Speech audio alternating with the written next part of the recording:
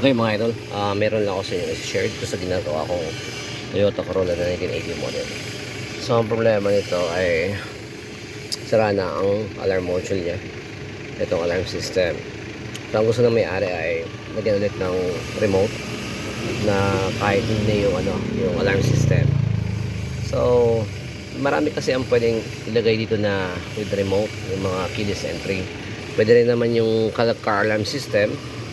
So yan, katulad yan, car alarm system yan. Pwede yan mabili online or sa mga local stores na mga auto shop sa mga lugar ninyo. Meron din naman na tinatawag na keyless entry. So meron na isang keyless entry na parang ganito rin yung module. Meron naman na yung keyless entry na kasama na yung 4 na motor na actuator. So ito ang gusto kong i-share.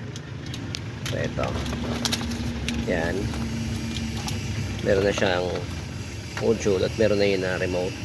Okay, so sa online lang yan nabili. Pwede yan na mas mura to kumpara sa car alarm system. At maliban dyan, plug and play na lang to. So kung magdi-DIY kayo, safe naman to. Okay, kasi meron siyang socket. Ang harness niya ito. Ayan. So ang harness niya ay parehas lang naman sa central lock system ng mga aftermarket.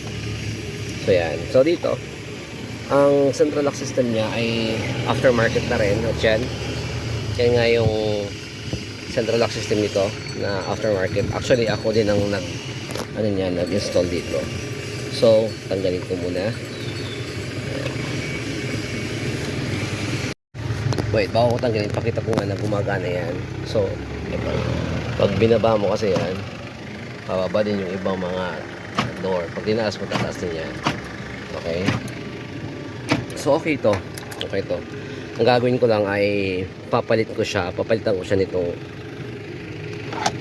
keyless entry. Yan. Pero ang kagandahan ay parehas ang socket niya. Okay, ito kasing central lock system nito, wala tong remote. Kumbaga central lock system lang talaga siya. Ito naman keyless entry siya, pero ang setup niya kasama na yung central lock system. Kumbaga 2-in-1, kumbaga central lock system at meron din na remote. Okay, so itong remote niya, yan. Okay, so ang sinasabi kong kagandahan niya ay yung socket. Yan. Kasi kung titingnan nyo, ang socket niya ay parehas yan sa color code. Kumbaga plug and play na lang talaga ang gagawin. Tanggalin ko muna yan na socket nito. Okay, so yan, tinanggal ko na. So ang gagawin natin ay yung module nito. Okay, kung okay pa naman yung wire ng central lock system na dati, kahit wag din ang galawin. Although meron naman siyang bago, preferred naman kung papalitan ko ng itong bago na harness. Okay, so ipakita ko lang na plug and play lang talaga siya. Ang gagawin, sasaksak na lang yan dyan. Okay, lalagay lang dyan. Ipakita ko sa inyo na talagang gumagana na yan. Okay, so yan, makita nyo nakasaksak na siya. So try natin. Ito yung remote niya. So i-lock natin yan.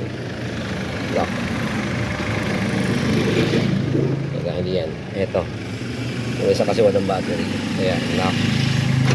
Diba? Unlock. Lock.